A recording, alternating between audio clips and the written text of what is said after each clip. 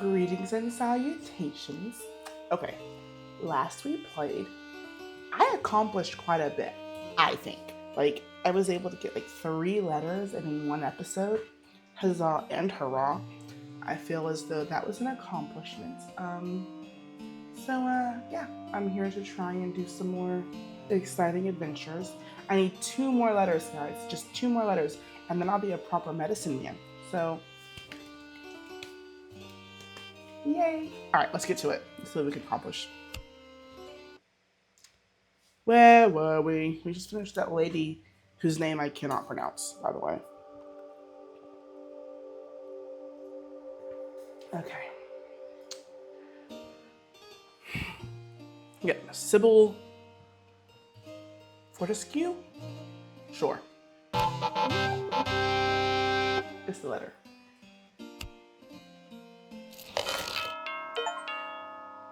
We've received 6 letters now.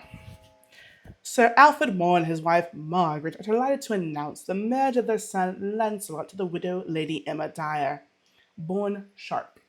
Wedding announcement. Yeah, I also told Lancelot More to marry Emma. And upon further thought processes and investigations, I think Emma is a black widow. She has had 3, I think, husbands prior to Lancelot here. At least 2. I think 3. And all 3 of them have died. Now, granted, they were up there in years, but still, they were wealthy and well-to-do, and they perished within a few years of being, if that, of being married to her. So one of the options was death and destruction, but I went with the truth-seeking one because I didn't know who it was when I was choosing these options or perusing these options, and I picked the one that said there was a bitter old middle-aged man who had ill will towards him. And that was me. I, again, as I've said before, am a bitter middle-aged man who had ill will towards Lancelot. So now I worry for him. Kind of. He's not a great guy. He's just not. He's very, very... yeah. I think he would call himself an alpha male. So, yeah. Yeah. We'll see how that turns out for him. Humphrey Bell, who is this comely youth? Mayhap a little shy, but pleasing to the eye. His eyes, his hair, his shape, his form, so smooth, as he a sweetheart, pray tell us the truth. I think he's new. I don't recall Humphrey Bell. Good morrow, young sir. Methinks this is your first consultation, Mr. Humphrey Bell, sir. And how may I do you service this day, Mr. Bell? I want to get lean in that. You wish to become lean, you say? And why would you need to be any leaner than you are now? You do not appear at all overplump. Indeed, you appear to be a young man in the full vigour of health. Yay, but I do the lady parts though, innit? You do the lady parts. Oh, I see. You are a player who plays feminine roles upon the stage. Yes, I think I recognise you now. You play for Lord Chamberlain's men, do you not? The company of players led by Will Shakespeare, Richard Burbage and Will Kemp, among others. Aye, sir. I play for them as a hired man, and next month I'm to play a fairy queen in a play we're doing for Lord Hunsdon at his daughter's wedding. But Bossman Burbage says I'm too plump for the role. Humphrey, your girth does make it difficult for an audience to imagine you getting up out of your fairy throne, let alone flying. Yes, I think I understand. 'Twould imperil the audience's suspension of disbelief, thus breaking the fourth wall, as you players so call it. Ah, sir, indeed. Mr. Burbage worries much for them scenery walls, for he says my rear end is of such a size 'tis liable to smash right through 'em.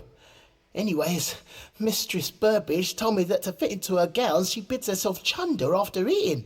Might you give me some herbs for that or something? And Mistress Burbage will be Richard Burbage's wife, I presume.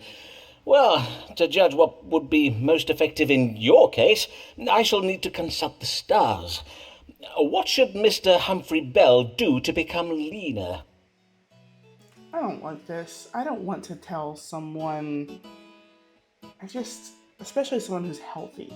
I myself am a bit plump, and we work on those things slowly but surely. It's a process, but causing oneself to chunder is not a healthy option. It's just not. And so, therefore, I cannot, in good conscience, recommend he do such. I don't know what my options will be. Let's see what we can accomplish here. Oh, good. I've got 3. Bossman says I'm too plump to play a fairy queen.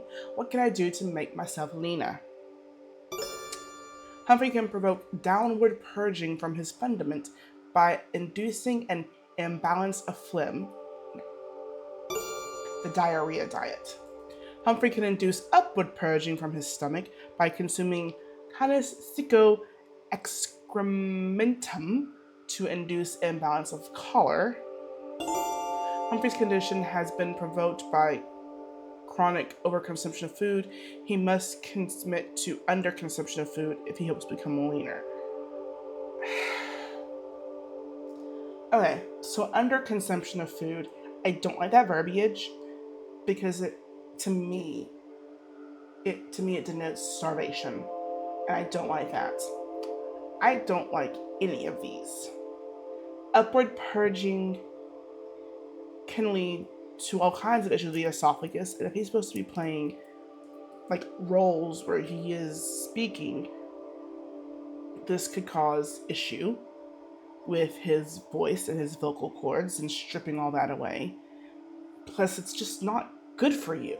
Downward purging, there's all that abdominal stuff that they can't see and they don't know what's going on in there. And the diarrhea diet is not my favorite, guys. I'm just going to throw it out there. It's just not. And all of these have the same number of options, because if you listened to last week, you'll know that I try and pick the one with A, truth, or B, the most information.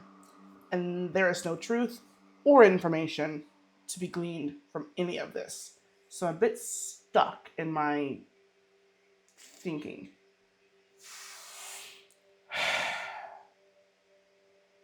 It does make me like eating less. Yes, because my doctor always told me growing up that it is 90% what you eat and then exercise on top of that. So it's not eating less per se, just eating better, which is the closest option, I guess. But then he'll faint. Ugh, there's no good way of saying this. I don't like the underconsumption.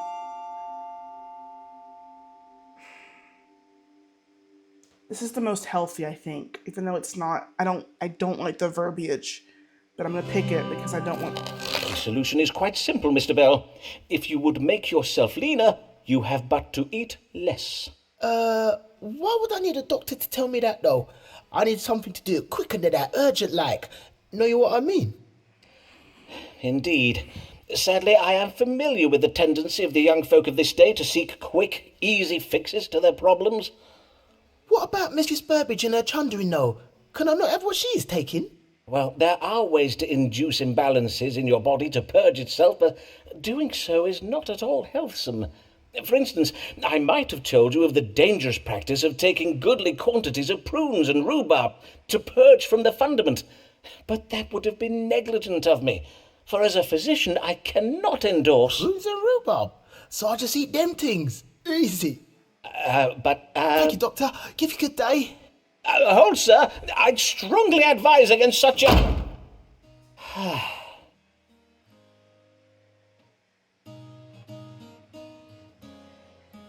That went well.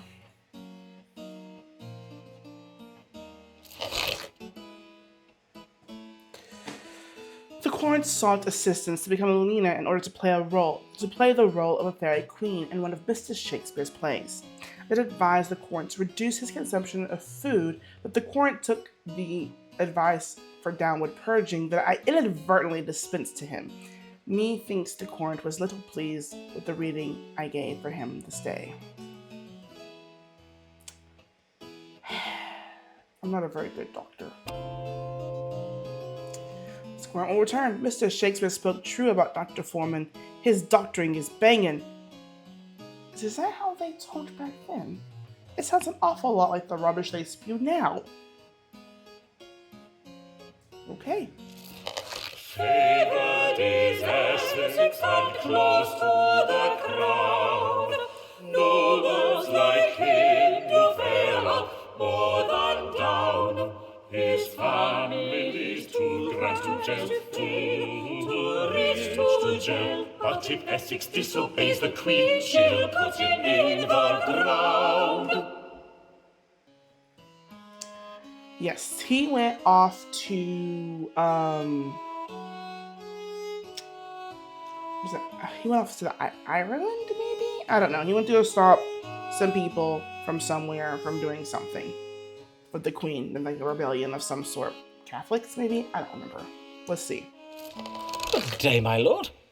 I must own, your lordship's visit to my chambers does surprise me, for I'd believed, well, indeed, all of England believes, that you are in Ireland at present. Did anyone see me? No? Good. Now, bid your manservant close the shutters. As your lordship pleases. William! William! Pray close the shutters. Yes, all of them. And fetch us some candles. I pray the counsel you give me this day be wise, sirrah, for I find myself in the most desperate of predicaments. And the last advice I gave you? That of offering to lead a military campaign to put down the Irish rebellion? I trust it worked to win back the Queen's favour. Indeed, the parade given to send you off was most impressive. I was there. Did you see me? I did wave at you. Nay, I do not imagine you would have seen me. So great were the crowds. Oh my gosh. Yes, my offer to lead the campaign was well received by the Queen. But there was a fatal flaw in your advice. Oh, and this flaw was... Is it not obvious? I had to verily go to that midge-ridden bog-hole and try to put down the Irish. God's breath! Have you seen the Irish? They are savages! That Irish chieftain O'Neill and his band of fen-born brutes are especially bad. Forsooth, they sound most fearsome. 'Tis a mercy you escaped with your life, and are now back home safe in England. Nay, I am not yet safe in England, I fear. For when the Queen finds out that I made a truce with O'Neill, heaven only knows how ill she will take it. Even my leaving Ireland without her permission will doubtless vex her. Then the Queen has not been informed of your return? Nay, she knows yet nothing of it. I am at present taking refuge with my sister, the Countess of Devonshire, at her country estate. But I cannot hide there forever. Hence I am come to you this day so that the stars may advise me on how I may extract myself from my current predicament and win back the favour of the Queen. Then let us see what the stars advise. How might Lord Devereux escape the displeasure of Her Majesty the Queen and regain her favour? Lord have mercy. Well, we only have two options. God will help Devereux if he appeals to the Queen's vanity and exercises patience. Robert Devereux must use his best asset to ward off the Queen's anger, his magnificent body. This is an option before. Devereux may revive his hopes for a brilliant career. All is not lost. I don't like that one. Devereux must contrive a way to make the Queen see his disobedience within the context of their personal relationship, rather than use it as an act of disloyalty to the crown. Devereux imperils his legacy with his tendency towards confused optimism. Robert Devereux risks being subject to the violence of the law. Devereux may reverse the political situation back to his advantage by having the Queen look upon him as the son she never had.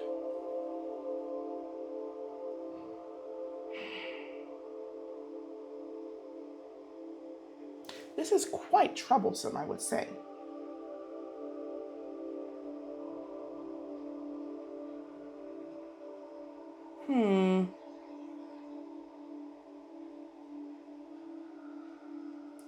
Shall she woo him?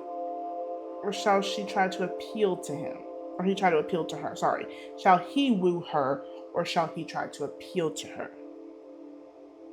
The wooing one was there before. I don't like it though, and I went with the other one, and that one's not gone well. I just don't like it. I don't think it's just dirty. Ugh, so dirty. Hmm. These are great questions. Great questions indeed.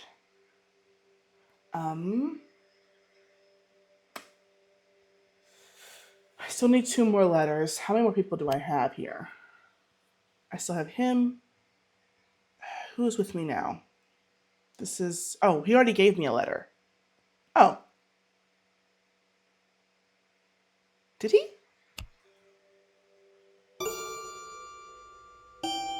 Yeah. I already have a letter from him. He can't unletter me, can he? No, because I made Avis Allen mad many times, and she did not unletter me. And I made, was it this lady? Is that who it was? Well, yes, it would have to be. This is Miss Lanier. She was the one that was the underwriter for Shakespeare that got mad and left, but she'd already given me her letter, and she doesn't come back anymore. She never came back. But, so, I can say whatever I want to for him. And I'm going to tell him to quit being a coward, which is not an option. Was it the way of the times to woo with your body? I don't know. I wasn't alive in the 1500s, into the 1600s. And verily I say that was not my time. Okay, we are going to...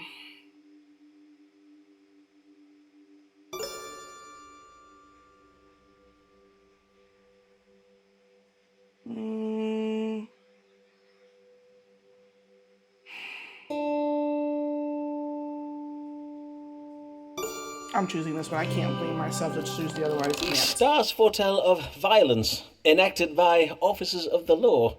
Ah, verily. 'Tis doubtless a beheading. Forsooth, I do enjoy a good beheading. Not one of Well, yours. 'tis likely to be a trifle more elaborate than that.